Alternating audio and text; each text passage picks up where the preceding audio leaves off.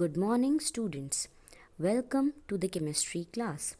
Today is the first day of chapter water. Before starting the chapter, let's see what we are going to study in this chapter.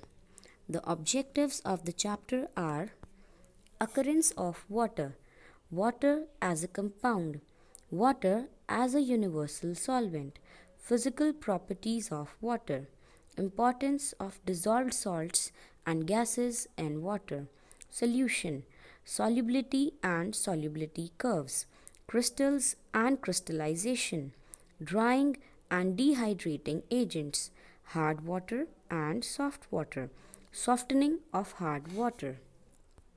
Objectives of today's topic are introduction to water, occurrence of water, water as a compound, water as a universal solvent.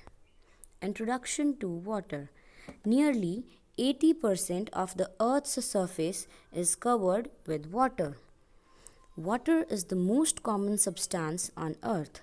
Water is necessary for plants and animals. Water takes part in almost all chemical processes occurring in nature. Occurrence of water. Water occurs in free as well as combined state. In free state, water can be in three forms, that is, solid, liquid, and gas. In combined state, water is present in hydrated salts. Also, it is present in all living matter. You know, students, 70% of our body weight is water. Composition of water. Water is composed of 2 hydrogen and 1 oxygen atom. Oxygen is more electronegative than hydrogen. Hence, the shared pair of electrons is attracted more towards oxygen. Due to this, oxygen carries a small negative charge and hydrogen carries a small positive charge. And due to interelectronic repulsion, the OH bond takes a bent shape. Scientist Henry Cavendish proved that water can be synthesized by combining 2 volumes of hydrogen with 1 volume of oxygen.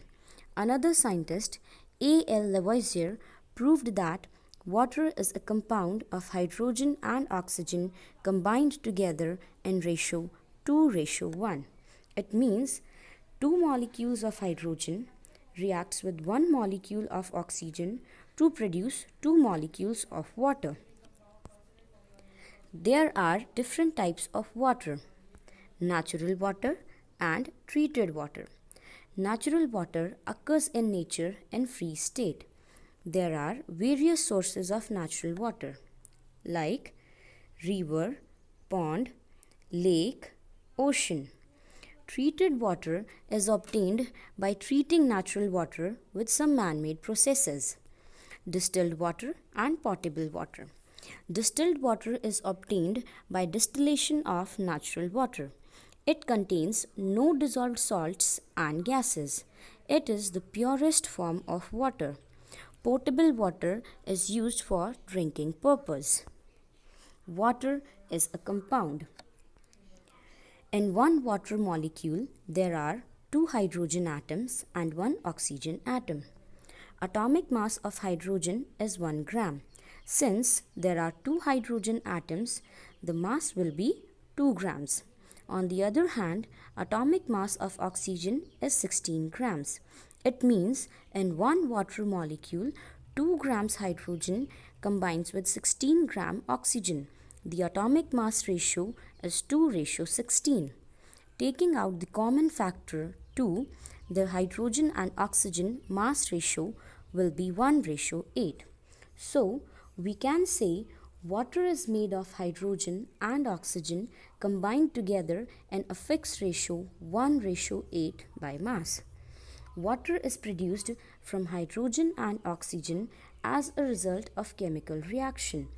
The properties of water are different from those of its constituent elements. For example, hydrogen is combustible, it burns itself, whereas oxygen is a supporter of combustion, that is, it helps in burning. But water extinguishes fire. The components of water cannot be separated by physical methods, but can be separated by electrochemical methods, for example, electrolysis of water. Water has a fixed freezing point 0 degrees Celsius. It means water freezes and turns into ice at 0 degrees Celsius. Water has a fixed boiling point 100 degrees Celsius. It means water starts boiling and becomes vapor at 100 degrees Celsius. Considering all these points, we can say water is a compound. Universal solvent. Water molecule is polar in nature. Water molecules have high dielectric constant. Water dissolves almost everything in it. Considering all these points, we can say that water is a universal solvent. Thank you.